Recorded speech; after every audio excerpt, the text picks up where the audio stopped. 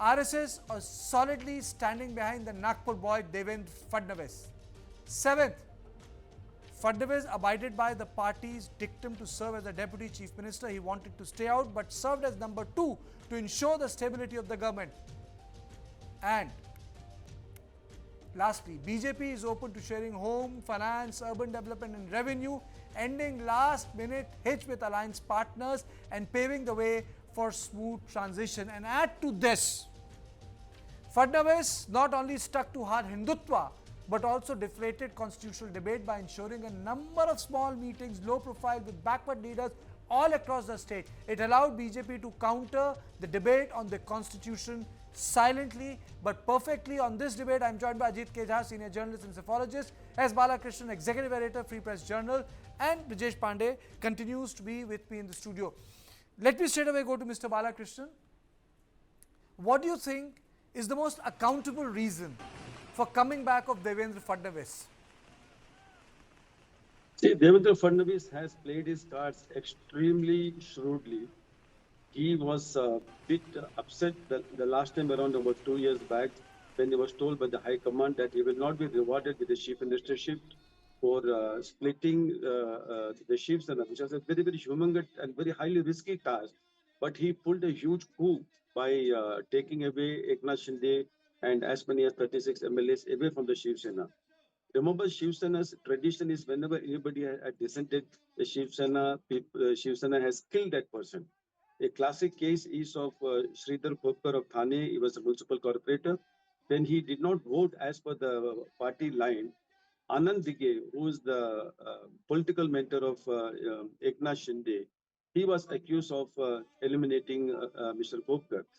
So, given this kind of background of the Shiv Sena, it was a huge risk not only for Eknath Shinde but also for Devendra Fadnavis. Remember, Devendra Fadnavis was in the opposition at that time. The state was ruled by Uddhav Thackeray. But right under the nose of Uddhav Thackeray did not have the faintest clue as to what is happening in his own party. Devendra Fadnavis, in the midnight coup, he took away Shinde and brought down the government. Okay. So everybody thought that he will be rewarded with the chief ministership. But in a strange twist of events, the central leadership of the party felt that Eknath Shinde should be made the chief minister with the main agenda of destroying whatever little was left of the Shiv Sena led by Uddhav Thackeray. In retrospect, it appears that that gamble has paid because today the Shiv Sena has been reduced to a rump. Shiv Sena led by Uddhav Thackeray has been reduced to a rump. But now the equation has changed. With more than 130, there is no way in which the BJP will agree to play the second fiddle all over again. Absolutely. They have the numbers. They have the numbers, absolutely. And very rightly so, it feels that it is a matter of right. And now the question is, of course, Eknath Shinde had played an important role in the election. But he will be accommodated, he and his son Shrikant will be accommodated, given something which is... Okay. So basically you're saying that the father and son will be accommodated. But Ajit, do you think that Bihar experiment is something BJP does not want to repeat in Maharashtra?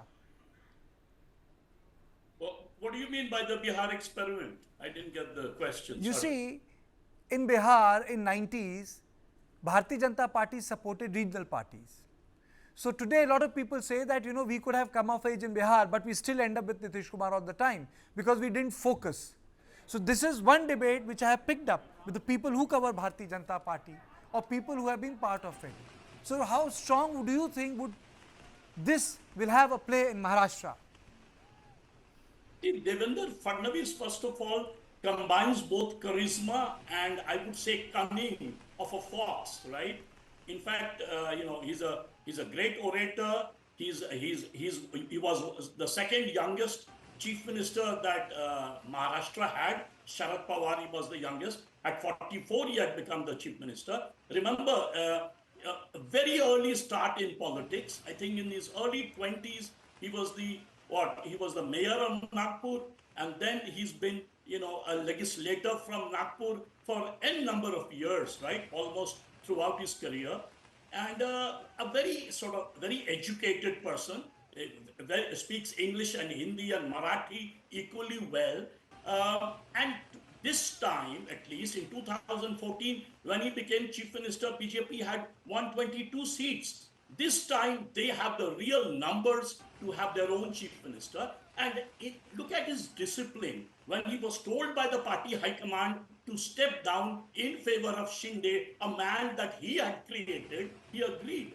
In fact, when the party lost in Lok Sabha 4 or 5 months ago, he was the first person to step down. He wanted to resign. He was told to stay back.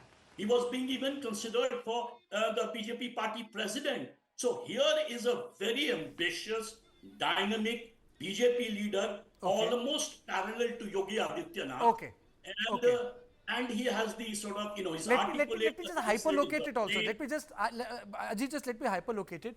In an OBC dominant politics, in an OBC dominant plethora of chief ministerships from South India to North of India, how do you explain, Brijesh, the survival of a Brahmin face in a politics dominated by Marathas for last 50 years and his consolidation? How did it happen? Well, and why did this happen? Well, Kartikeya, if you look at BJP's strategy, they have literally thrived on that. Who's Manohar Lal Khattar? Who's Yogi Adityanath? What is the percentage of Thakur as far as Uttar Pradesh is concerned? That has been BJP's staple diet, that if you take away, you say that you focus only Jat is going to be the chief minister of Haryana. But what happened? They made Manohar Lal Khattar, and Manohar Lal Khattar was a two-term chief minister and still occupies a pride of place as far as Prime Minister's cabinet.